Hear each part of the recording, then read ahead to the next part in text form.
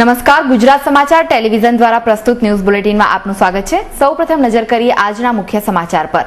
રાજઘાટ પર અન્નાના અનશન, હજારો લોકો ઉમટ્યા। લોકપાલ મુદ્દે 16 જાન્યુઆરીથી કેન્દ્રને ફરી અનશનની ધમકી આપતા અન્ના હજારે। કનીમોઝી તિહાર જેલમાં જ રહેશે। દિલ્હી હાઈકોર્ટે જામીન અરજી રદ કરતા રડી પડ્યા। અમદાવાદ ઇસરો ખાતે પર્યાવરણ તેમજ જંગલ ખાતાના મંત્રી શ્રી જયરામ રમેશે નેશનલ વેટલેન્ડ ઇન્વેન્ટરી પ્રોજેક્ટ તેમજ 19 રાજ્યના એટલાસનું કર્યું વિમોચન। અને બાબા રામદેવના સમર્થનમાં ભાજપાના સુષ્મા સ્વરાજે કરેલા નાચગાન પર અમદાવાદ શહેર કોંગ્રેસે સૂત્રોચ્ચાર સાથે કર્યું પૂતળા દહન। સમાચાર વિગતવાર। અન્ના હજારેની આગેવાની હેઠળ સામાજિક કાર્યકરોને આજે જંતર મંતર ખાતે એક દિવસના પ્રતિક ઉપવાસની મંજૂરી આપવાનો દિલ્હી પોલીસે ઇનકાર કર્યા બાદ હજારે મહાત્મા ગાંધીની સમાધિ રાજઘાટ ખાતે ઉપવાસ કરવાનો નિર્ણય કર્યો હતો। આજે સવારે 10 થી 6 સુધીના અનશન અન્ના હજારે અને તેમના સેંકડો ટેકેદારોએ શરૂ કર્યા હતા। સલામતી માટે 1000 જેટલા પોલીસ કર્મીઓ ગોઠવાયા છે તેમજ બાબા રામદેવના સમર્થકો પણ મોટી સંખ્યામાં જોડાયા હતા। નોંધનીય છે કે રામલીલા મેદાન ખાતે દિલ્હી પોલીસે કરેલી કાર્યવાહીના વિરોધમાં બાબા રામદેવ દ્વારા એક દિવસના અનશનની જાહેરાત થઈ હતી। તો બીજી તરફ અન્નાએ રાજઘાટ પર લોકપાલ ખરડાના મુદ્દા પર કેન્દ્રને વોર્નિંગ આપી છે કે જો 15મી જૂન સુધીમાં લોકપાલ ખરડો સંપૂર્ણ રીતે તૈયાર ન થાય તો 16મીથી ફરી જંતર મંતર પર અનશન શરૂ કરવામાં આવશે તથા રામલીલા મેદાન પર લોકશાહીની હત્યા કરવામાં આવી હતી। ભ્રષ્ટાચાર સામેની લડાઈમાં ક્યારેય હિંસાનો આશરો લેવાય નહીં તેવો નિર્ધાર કર્યો હતો। સત્યાગ્રહી હંમેશા શુદ્ધ વિચાર અને નિષ્કલંક જીવનના ગાંધીજીના વિચારોનું અનુસરણ કરે છે અને સત્યાગ્રહમાં જે આંદોલન કરી આનંદ મળે છે તે ક્યારેય પ્રધાન બનીને આનંદ મળી શકતો નથી। દિલ્હી હાઈકોર્ટે 2G સ્પેક્ટ્રમ મામલામાં ડીએમકે સાંસદ કનીમોઝી અને ક્લિગ્નાર ટીવીના એમડી શરદ કુમારની જામીન અરજીઓ ફગાવી દીધી છે।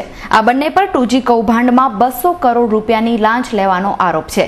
આ મામલાની ગત સુનાવણી 30 મેના રોજ થઈ હતી જેમાં કોર્ટે નિર્ણય સુરક્ષિત રાખ્યો હતો। આ પહેલા કેસની તપાસ કરી રહેલી સ્પેશિયલ કોર્ટે પણ તેમના જામીન ફગાવી દીધા હતા।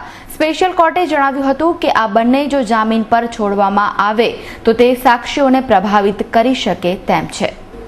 દિલ્હી ખાતે બાબા રામદેવના સમર્થનમાં ભારતીય જનતા પાર્ટી દ્વારા રાજઘાટ ખાતે ધરણા દરમિયાન લોકસભાના વિરોધ પક્ષના નેતા શ્રી સુષ્મા સ્વરાજે કરેલા નાચગાન પર અમદાવાદ શહેર કોંગ્રેસ દ્વારા શહેરના ઇન્કમટેક્સ ખાતે વિવિધ બેનરો સાથે વિરોધ કરવામાં આવ્યો હતો જેમાં મોટી સંખ્યામાં ઉપસ્થિત કાર્યકર્તાઓએ પૂતળા દહન કરીને સૂત્રોચ્ચાર સાથે આક્રોશ વ્યક્ત કર્યો હતો।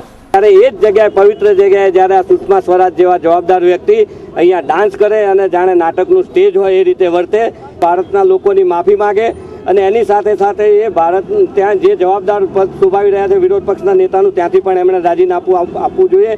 આજે અમદાવાદ ઇસરો ખાતે યુનિયન મિનિસ્ટર ઓફ સ્ટેટ પર્યાવરણ તેમજ જંગલ ખાતાના મંત્રી શ્રી જયરામ રમેશ ઉપસ્થિત રહ્યા હતા। તેમણે એક વર્કશોપમાં નેશનલ વેટલેન્ડ ઇન્વેન્ટરી તેમજ એસેસમેન્ટ પ્રોજેક્ટ ઉપર ચર્ચા કરી હતી। આ પ્રસંગે તેમણે discussion paper on snow and glaciers of Himalayas પર પણ ચર્ચા કરીને 19 રાજ્યના એટલાસનું વિમોચન કર્યું હતું તેમજ અલગ અલગ રાજ્યના પ્રતિનિધિ તથા રિપોર્ટ તૈયાર કરનારને સૌના રાજ્યને એટલાસ આપવામાં આવ્યા હતા તેમજ આ એટલાસને તથા તેની વિગતને દેશભરમાં લોકો જાણી શકે તે માટે વેબસાઇટમાં લોન્ચ કરવા માટે જણાવ્યું હતું। આ પ્રસંગે ઇસરોના ડાયરેક્ટર તેમજ સાયન્ટિસ્ટ અને તજજ્ઞો ઉપસ્થિત રહ્યા હતા। ઉલ્લેખનીય છે કે ગુજરાત રાજ્યના એટલાસમાં આ સાયન્ટિસ્ટ ડેટાએ સાણંદના નળ સરોવરને પણ વેટલેન્ડ જાહેર કર્યો છે। આ માટે તેઓ રાજ્ય સરકાર તેમજ તેની જાણકારી આપવાના છે। ત્યારબાદ કુલ 25 રાજ્યના વેટલેન્ડને પણ વિકસિત કરવાનું આયોજન કર્યું છે। There is a proposal for requesting the central government to declare Nal Sarovar wetland as a Ramsar site. I think that's a very good step and we will certainly take it forward because once you declare it as a Ramsar site, then it comes under a certain protective regime. Now, these regulations that we promulgated in December 2010 pertain initially to the 25 wetlands.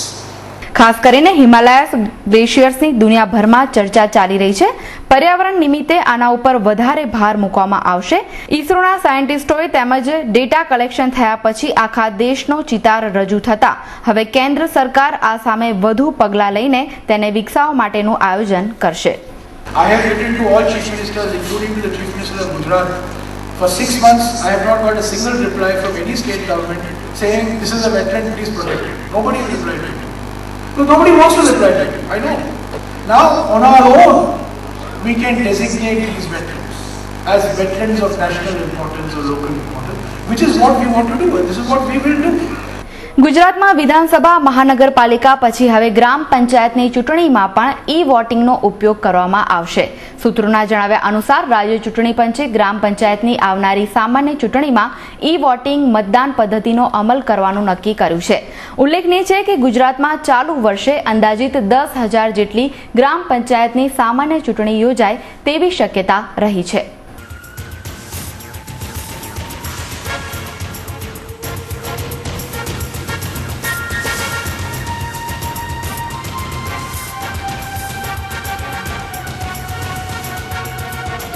IPS Sanjeev ભટ્ટને તેમના ભૂતકાળને લગતા કેટલાક પ્રશ્નો પણ પૂછવા માટે સરકારની અરજી નાણાવટી તપાસ પંચે ફગાવી દીધી છે. તેમજ આ પ્રશ્નોની એક યાદી સંજીવ ભટ્ટને આપવા માટે પણ પંચે સરકારને આદેશ કર્યો છે, જે શનિવાર સુધીમાં તેમણે આપી દેવો પડશે.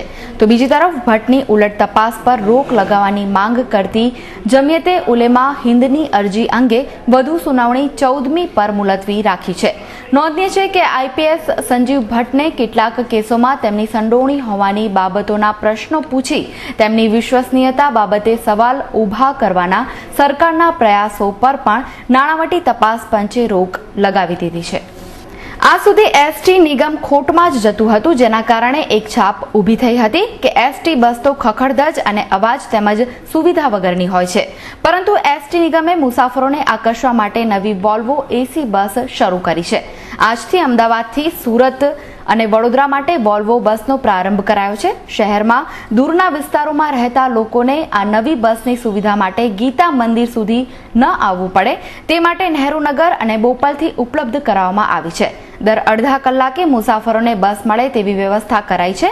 તેમજ સ્ટેશનમાં waiting area, toilet, wash basin અને પાવડર કોટેડ બેઠક વ્યવસ્થા કરવામાં આવી છે. સામાન્ય રીતે બધા નાગરિકોને પરવડે અને પોસાય એવી રીતે આખી જીએસઆરટીસી વાહન વ્યવહારની ગોઠવણ કરી છે. અમદાવાદ જિલ્લાના ધંધુકા તાલુકાના ભડિયાદ ગામે દર વર્ષની જેમ આ વર્ષે પણ ઉર્સ ભરાશે, જે તહેવારનું આજે ખમાસા ખાતેથી પગપાળા પ્રસ્થાન થયું હતું, જેમાં મોટી સંખ્યામાં શ્રદ્ધાળુઓ હાજર રહ્યા હતા. તેમજ હિન્દુ મુસ્લિમ આગેવાનોએ જગન્નાથ મંદિરે તેમનું સ્વાગત કર્યું હતું. આ તહેવારનો મહિમા એ છે કે ઉર્સ ખ્વાજા મોયુદ્દીન ચિશ્તી અજમેરના ઉર્સ પછીનો ગુજરાતનો એક મોટો ધાર્મિક તહેવાર ભડિયાદમાં ઉજવવામાં આવે છે. 5 લાખથી વધુ દર્શનાર્થીઓ આવવાનો અંદાજ છે. તારીખ 12 તથા 13 એ તહેવાર ભડિયાદ ખાતે ઉજવાશે, જેથી મોટી સંખ્યામાં લોકોએ પગપાળાનો પ્રારંભ કર્યો હતો. અશક્ય લાગતા ઓપરેશનો કે જેની સારવાર માટે રાજ્ય કે દેશની બહાર જવું પડતું હોય છે અને ખૂબ જ ખર્ચાળ હોય છે, પરંતુ મેડિકલ ટેકનોલોજીના પગલે હવે આ ઓપરેશન શહેરમાં શક્ય બન્યા છે. શહેરની એક ખાનગી હોસ્પિટલમાં પ્રથમવાર સફળ લીવર ટ્રાન્સપ્લાન્ટ કરાયું છે. પ્રાપ્ત માહિતી અનુસાર આજે 14 કલાકની ભારે જહેમત બાદ અમદાવાદની ડોક્ટર્સ ટીમે 52 વર્ષની ઉંમરના કનુભાઈ ગોહિલને પેટની તકલીફ, અશક્તિ તેમજ કમળાની ફરિયાદ કરાઈ હતી, જ્યારે તેમને તબીબી તપાસમાં 20 વર્ષ અગાઉ રક્તદાતા તરફથી હેપેટાઇટિસ સી નો ચેપ લાગતા લીવર સિરોસિસ થયો હતો અને આ બીમારીમાં લીવર ફેલ્યોરના છેલ્લા તબક્કામાં હતું, જ્યારે તેમના શાળાએ તેમનું બ્લડ ગ્રુપ મેચ થતા લીવરનો એક હિસ્સો દાનમાં આપ્યો હતો, જેનું ઓપરેશન કરાયું હતું.